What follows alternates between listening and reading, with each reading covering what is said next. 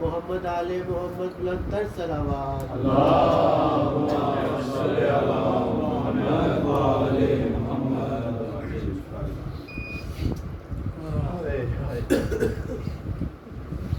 أعوذ بالله من الشيطان اللعين الرجيم. بسم الله الرحمن الرحيم. الحمد لله رب العالمين، والصلاة والسلام على سيد الأنبياء والمرسلين وعلى آله الطيبين الطاهرين المعصومين المظلومين المحرومين. أما بعد، قد قال الحكيم في كتابه المبين. بسم الله الرحمن الرحيم. ولنبلونكم بشيء من الخوف والجوع ونقص من الأموال والأنفس والثمرات وبشر الصابرين الذين إذا أصابتهم مصيبة قالوا إنا إليه راجعون. سب مل کے کہہ دیجیے إنا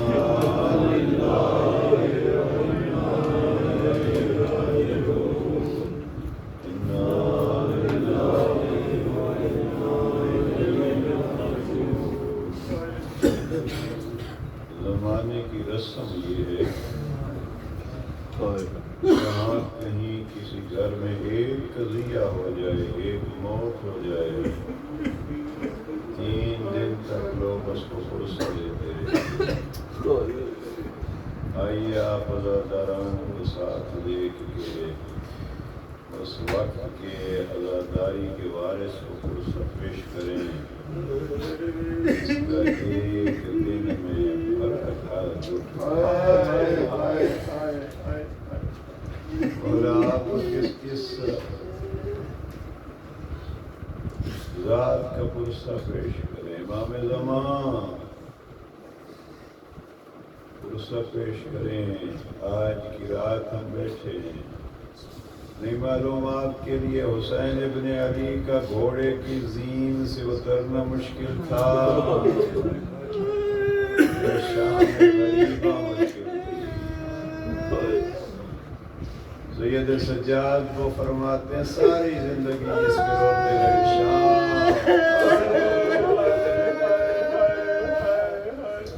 آباد رہو عزیزو، شبیر کے گھر کا حال کہو، پھلواری کے رکھوالوں سے من میں اٹھتی ہے. ایک پیڑ اگر مرجھاتا ہے، مالی کا ایک پیڑ مرجھا جائے، اس کے دل سے ہوکے اٹھتی ہیں. میرے حسین کا بڑا گھر اجڑ گیا، کچھ نہ بچا، بس آوازیں آ رہی تھی لوٹو تبرکات، علیو قیدی بنا کے لے چلو. آل رسول کو مسلمانوں پرسہ نہ دیتے، کچھ نہ کہتے، پرسہ نہ دیتے، کچھ نہ کہتے. امیر المومنین نہج البلاغہ کے خطبہ نمبر 27 میں ہر شام غریباں کو یہ حوالہ دیتا ہوں. انبار شہر میں شام کی فوج نے صفین کے علاقے میں 6000 کی فوج ایک شہر میں داخل ہوتی ہے. 500 اس شہر کے محافظ تھے، کچھ مارے گئے، کچھ نے جان بچا کے جگہ چھوڑ دی. وہ 6000 کی فوج جی بھر کے اس شہر کو لوٹتی رہی. خواتین کچھ مسلمان تھیں، کچھ غیر مسلم تھیں. علی فرماتے ہیں میں نے سنا ہے ان کے پاؤں سے زیورات اتارے جا رہے تھے، ان کے کانوں سے گوشوارے اتارے جا رہے تھے. بس اتنا کہہ رہی تھی انا للہ و انا الیہ راجعون. امیر خطبہ 27 میں فرماتے ہیں اگر یہ غم جہاں کچھ عورتیں لٹ گئیں ان میں کچھ کافر عورتیں بھی تھیں، امام فرماتے ہیں کوئی اس غم کو سن کے روتے روتے مر جائے تو اس کو ملامت نہ کرنا۔ میں کہتا ہوں یا علی وہ انبار کی عورتیں تھیں، کربلا میں آپ کی بیٹیاں لٹ گئیں، کربلا میں آپ کی بیٹیاں لٹ گئیں۔ عزیزوں معلوم نہیں ہمارے ہاں یہ رسم کہاں سے چلی کہ شام غریبہ مغرب کے بعد ہوتی ہے۔ نہیں عزیزوں تاریخ میں ادھر حسین کے گلے پہ شمر کا خنجر چلا، ادھر حسین کا سر نو کے نیزہ پہ بلند ہوا، مسلمان نیزے اٹھا کے زینب کو پرسہ دینے کے لیے آگے بڑھے، ابھی عصر کی نماز کا وقت ہوگا، ادھر حسین کا سر نیزے پہ ادھر زینب کی چادر نیزے پہ۔ ایک منظر اور ایک منظر وہ ہے جب جناب شہید کربلا کو سر قطع کر چکے اور نیزے پہ بلند ہو چکا نا تو ظالموں نے اب سنتے رہتے ہیں لوٹنا شروع کیا۔ یہ مظالم کے دو پہاڑ ایک ساتھ گرے، ادھر حسین کی میت کو لوٹنا شروع کیا، کسی نے آگے بڑھ کے مولا کا عبا لوٹا، کسی نے مولا کی دستار لوٹی، کسی نے مولا کا امامہ لوٹا۔ ایک ظالم جو آگے بڑھا اس کو اور تو کچھ نظر نہ آیا، حسین کے ہاتھ میں انگوٹھی نظر آئی، زخمی ہاتھوں کی وجہ سے انگوٹھی خون کے ساتھ انگلی میں جم چکی تھی۔ میں پڑھ لوں گا آپ سن لیں گے عزیزوں، انگوٹھی خون کی وجہ سے ہاتھ میں اور انگلی میں جم چکی تھی، ظالم نے کوشش کی ہاتھ سے انگوٹھی اتار نہ سکا، ادھر ادھر دیکھا، قریب سے ایک خنجر اٹھایا، ظالم نے انگوٹھی اتارنے کے لیے زہرا کے لال کی انگلی کاٹی۔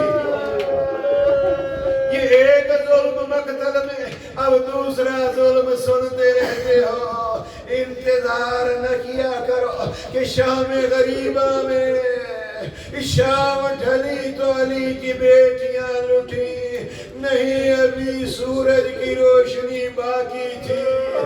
ظالم میدان قتل گاہ سے فارغ ہو کے ایک ہی صدا دے کے چلے خیموں کی طرف، لوٹو تبرکات علی و بطول کو۔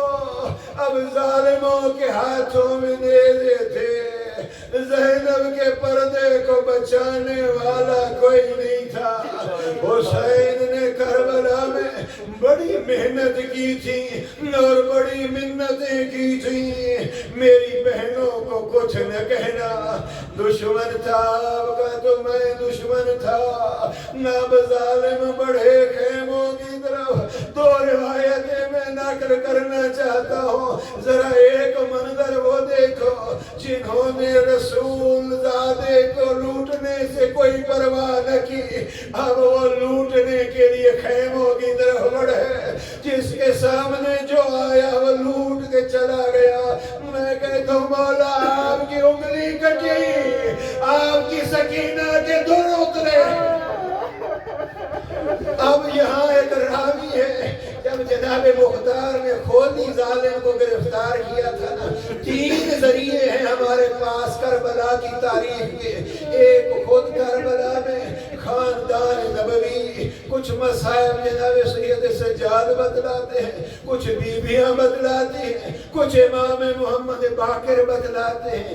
ایک مصائب کا ذریعہ وہ نامہ نگار اخباری تھے جو حمید ابن مسلم کی طرح یزید کی فوج کے ساتھ تھے، اور ایک بڑا ذریعہ مصائب کا جناب مختار جب کسی کو گرفتار کرتے تھے نا، پوچھتے تھے ظالم آپ بتلا کیا کیا تھا، ظالم بتلا جاتے تھے اور وہی تاریخ کا حصہ ہے. بس عزیزو جناب مختار نے جب کھولی کو گرفتار کیا پوچھا ظالم بتلا تو نے کربلا میں کیا کیا تھا؟ کھولی جیسا ظالم کہتے مختار نہ رو نہ مجھے رلا مجھے قتل کر دے میں اس کا حقدار ہوں. مختار کہتے ہیں نہیں ظالم بتلا کیا کیا تھا؟ کہتے ہیں مختار جب عباس جیسا جرنیل مارا گیا حسین کی فوج ختم ہو گئی تو ہم بیویوں کو بے وارث سمجھ کے اجرکم اللہ ہم بیویوں کو بے وارث سمجھ کے خیموں کی طرف چلے. ہمارے ہاتھوں میں نیزے تھے اور کچھ لوگوں کے ہاتھوں میں آگ تھی. ہم جب خیموں کی طرف بڑھے میں ایک خیمے میں گیا میں نے خیمے میں دیکھا کیا لوٹوں مجھے ایک بیمار چمڑے کے بستر پہ نظر آیا. سرانے ایک بیوی بیٹھی تھی جس نے اپنی چادر بڑی مضبوطی سے اپنے سر پہ لپیٹی ہوئی تھی. میں نے دیکھا کیا لوٹو مجھے اور تو کچھ نظر نہ آیا. میں نے چمڑے کے بستر میں ہاتھ ڈالا. بس سن لو آگے. میں نے چمڑے کے بستر میں ہاتھ ڈالا مریض کربلا کی خاک پہ منہ کے بل آیا. بی بی جو ابھی تک اس بیمار کے سرانے بیٹھی تھی چادر کو اور مضبوط کیا اور خیمے کے ایک کونے میں چلی گئی. میں جب چمڑے کا بستر لوٹ چکا اب میں نے بی بی کا رخ کیا. مصاحب سننے والوں بس سمجھ گیا میں کیا پڑھنا چاہتا ہوں. مختار سن گئے اور کھولی بیان کر رہے. ظالم کہتا میں آگے بڑھا بی بی کی طرف میں نے ہاتھ بڑھایا. حضرکم اللہ شام غریبہ سننے والوں ظالم کہتے ہیں میں آگے بڑھا بی بی کی طرف ہاتھ بڑھایا. میں نے چادر میں ہاتھ ڈالا. پردہ دار بیویوں کو شام غریبہ کو لانے والوں اب ظالم کہتے مجھے نہیں پتا تھا کہ یہ بی بی کون ہے. میں نے چادر میں ہاتھ ڈالا. بی بی نے چادر کو بچانے کی کوشش کی. میں نے چادر چھیننے کی کوشش کی. وہ مستور تھی میں مرد تھا میں چادر نہ چھین سکا. میں نے نیزہ آگے بڑھایا ہاتھ سے تو نہ لے سکا لیکن چادر کو میں نے نیزے سے چھینا. چادر ٹکڑے ٹکڑے ہو گئی لیکن بی بی نے چادر مجھے نہ دی. اب جو نیزے سے چادر چھینی تو بی بی خاک میں بیٹھ گئی. دونوں ہاتھوں سے کربلا کی خاک اپنے سر پہ ڈال کے فرات کی طرف رخ کیا. عباس زینب لٹ گئی.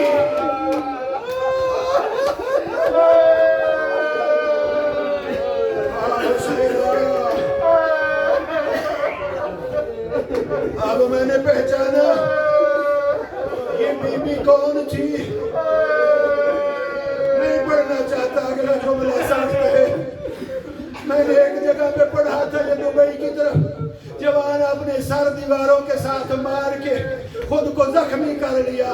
نہیں سن سکتا اس لیے پڑھ سکتا اس لیے کہ آپ ابھی تک سکینہ کے دروں کو ہو رہے ہو. بس جب کھولی کہتے میں نے پہچانا یہ کون ہے یہ علی کی بیٹی ہے. اب یہ ایک روایت اور دوسری روایت جناب فاطمہ کبریٰ نقل کرتی ہے. بی بی فرماتی ہے جب ہمارے مرد سارے مارے گئے ہمارا کوئی مرد نہ رہا. ہم سوچ رہے تھے کہ اب ہمارے ساتھ کیا ہوگا. ہم نے دیکھا مسلمان ہاتھوں میں نیزے اور ہاتھوں میں آگ لیے خیموں کی طرف بڑھے. بی بی کہتے ایک ظالم کو میں نے اپنی طرف آتے ہوئے دیکھا. میں نے ظالم کو آتے ہوئے دیکھا. میں نے اس سے خود کو بچانے کے لیے آگے بڑھی. میں نے صحرا میں دوڑنا شروع کیا، میں آگے آگے تھی، ظالم پیچھے تھا۔ ایک وقت ایسا آیا ظالم نے میری پشت پر نیزہ مارا۔ علی اکبر کے نیزے کو رونے والوں، میں فاطمہ کبریٰ کا قصہ پڑھ رہا ہوں۔ بی بی فرماتی ہے ظالم نے میری پشت میں نیزہ مارا، میں گر کے بے ہوش ہو گئی۔ اب جو ہوش آیا تو کس وقت جب پھوپھی زینب نے آ کے میرا کندھا ہلایا، کندھا ہلا کے بی بی کہتی ہے بی بی جاگ کون ہے؟ خیمے جل گئے جاگ، تو بھی جل نہ جائے۔ میں نے کہا پھوپھی اماں مجھے جل مرنے دے۔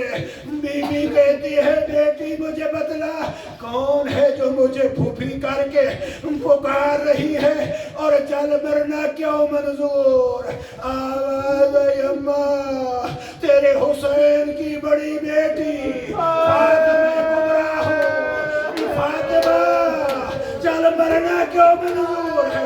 کہا پھوپھی اماں کوئی چادر کا ٹکڑا ہے تو مجھے دے دو۔ ظالم میرے سر کی ردا لوٹ گئے، میں بابا کے قاتلوں کے سامنے بے ردا کیسے جاؤں؟ جناب کبریٰ کہتی ہیں اب یہاں زینب کبریٰ فرماتی ہے بیٹی جاگ، یہ تیری چادر اکیلے نہیں لٹی، زینب کی چادر بھی لٹ گئی، زینب کی چادر بھی لٹ چکی ہے۔ بی بی کہتی ہے ہاں اب میں پھوپھی کے پیچھے پیچھے چلی، میں نے کیا دیکھا؟ میری پھوپھی کی کمر، میری پھوپھی کی پشت خون سے تر تھی۔ پھوپھی اماں کیا ہوا؟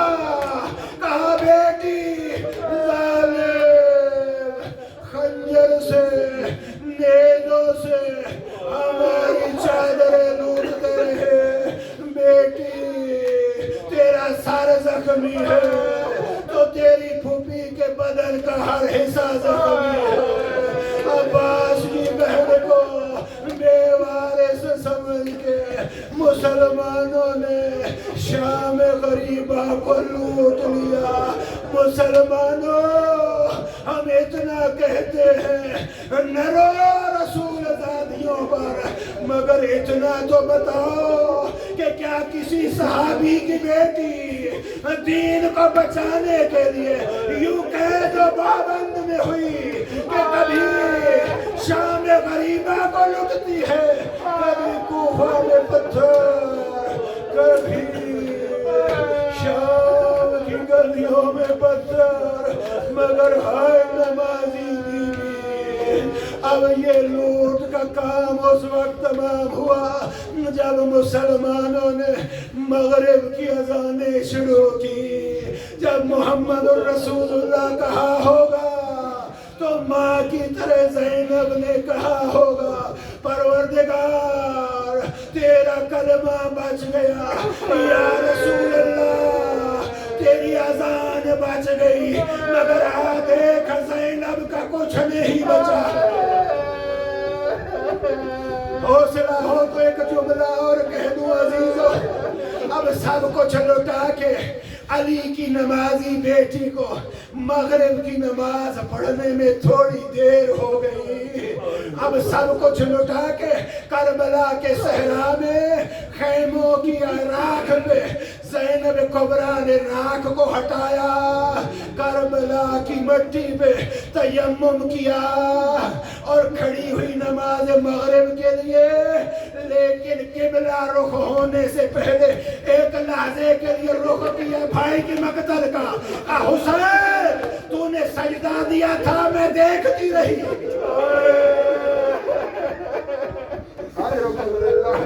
حسین تو نے سجدہ دیا میں دیکھتی رہی، اب زینب کی نماز آ دیکھ۔ اب یہ حسین کے ساتھ باتیں کر کے اب رخ کیا قبلہ کا، اور پھر اللہ اکبر کہنے سے پہلے پھر کہنے لگی ہاتھ پھیلا کے پروردگار میں زینب کی بیٹی ہوں، میں علی کی بیٹی ہوں، مسائل شریعہ سے